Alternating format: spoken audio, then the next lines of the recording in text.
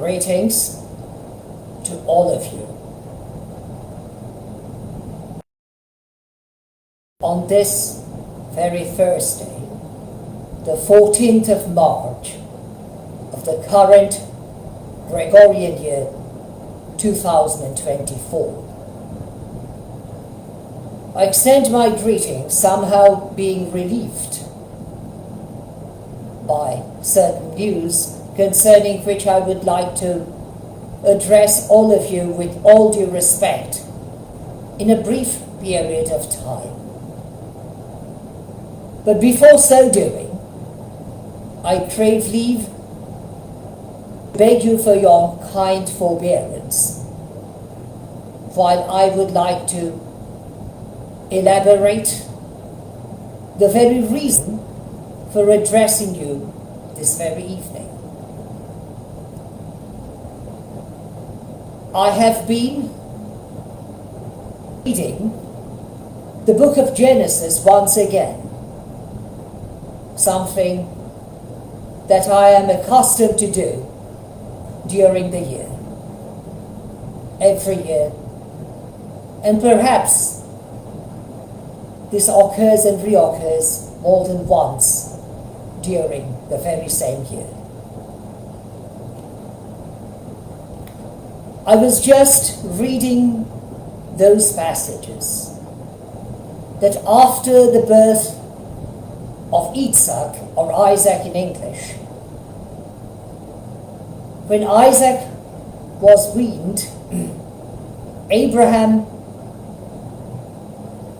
entertained his household and others to join him and his family, including Abraham's wife Sarah in English, perhaps Shara in Hebrew, and Avraham, perhaps Avram in Hebrew, to join the feast, the festivity, in honor of his son Isaac, or Isaac, meaning laughter.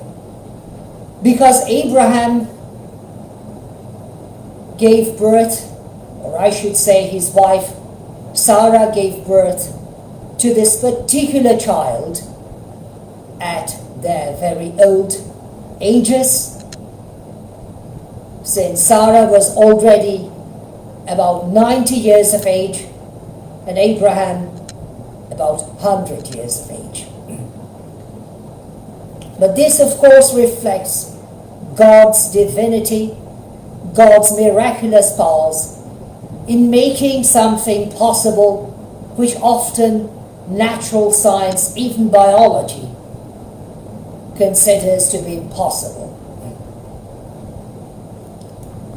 But when on the day of feast, on this particular day when Isaac was weaned and his family was celebrating, with others including Abraham's firstborn Ishmael, born of a slave woman known as Hagar in English, perhaps Hagar in Hebrew or in Egyptian language, because she was initially from Egypt.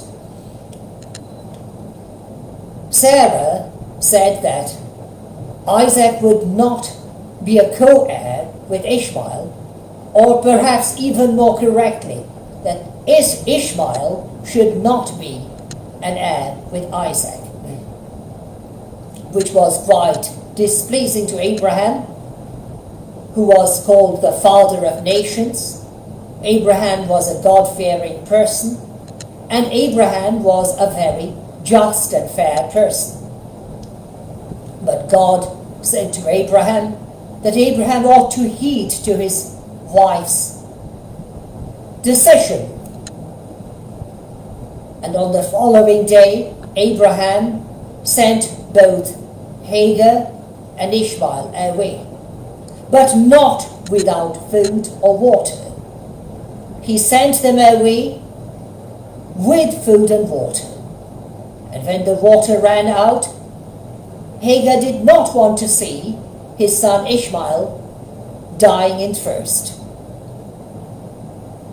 He left the child even though this child became a young man, or I should say at least a young boy by this time, a bow shot away, and did not want to see the child dying. But God the Almighty called upon Hagar, and Hagar looked up and saw a spring of water. And Hagar gave a drink to this boy, and God promised that this boy would become the father of 12 princes and a large nation. Later, even thereafter, we see that when Abraham died, both Isaac and Ishmael buried their father Abraham. This, of course, shows the link and the importance between the two nations which were known as Israel from Isaac's son Jacob, who became Israel, and also the children of the issue of Ishmael, which are today known to be the so-called the Arabian nation, or Arabian nations in plural. But later we also see that Isaac's two sons, who were not in very close unity, taking these matters quite seriously, because we see that Esau in English, takes a daughter of Ishmael to be his wife, when Esau's parents, Isaac and of course Rebekah, do not approve the marriage of Esau with the local women. He goes to Ishmael and marries one of his daughters, Ishmael's daughters.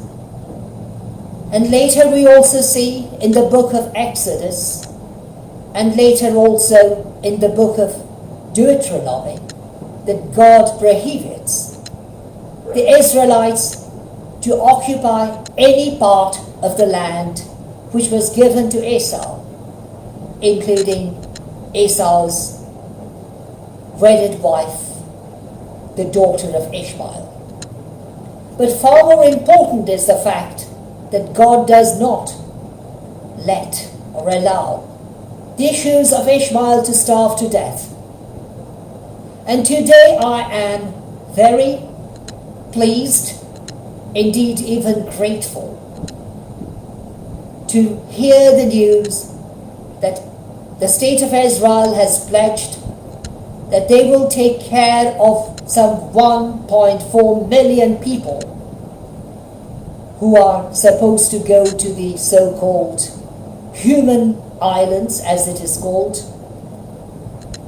somewhere in the Gaza Strip.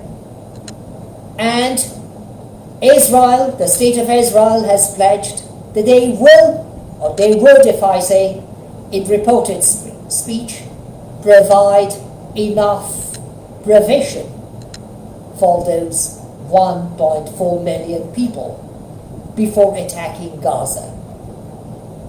However, the duties of the state of Israel do not simply end at this very moment.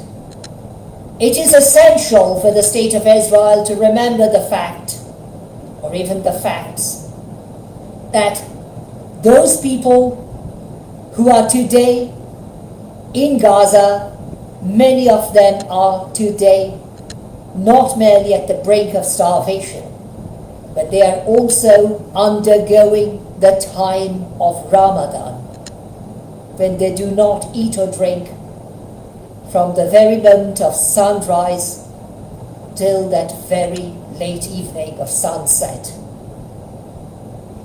These people include the elderly, the babies, the young children, and girls and women, also boys and men, many of whom are no longer able to bear the responsibilities of others, even of their kin, and also many of whom are quite unstable and ill and feeble. Therefore, it is necessary for the state of Israel to ensure that those people, when they are transported to the so-called human islands in the Gaza Strip, are properly carried there without exposing them to the obvious danger of illness or even death. I am no doubt a supporter of the state of Israel. But as I said earlier on various occasions, even in the course of my live telecastings, I fear God. And therefore, I believe it is my moral duty to speak out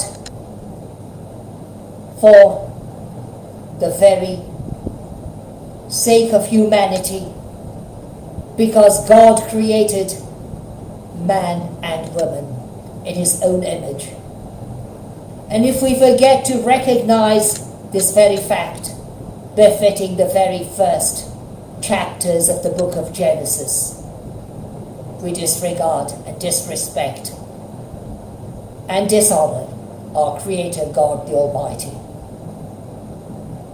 whose protection I wish all of you, because all of us, including those victims who are supposed to be transferred to the human island in the Gaza Strip, in Judea and Samaria, are also our God's creation, being created in his own image. And therefore they also bear the very significance of God's divinity in their own lives. Bidding you a very solemn, even a good night, I remain most humbly at your service.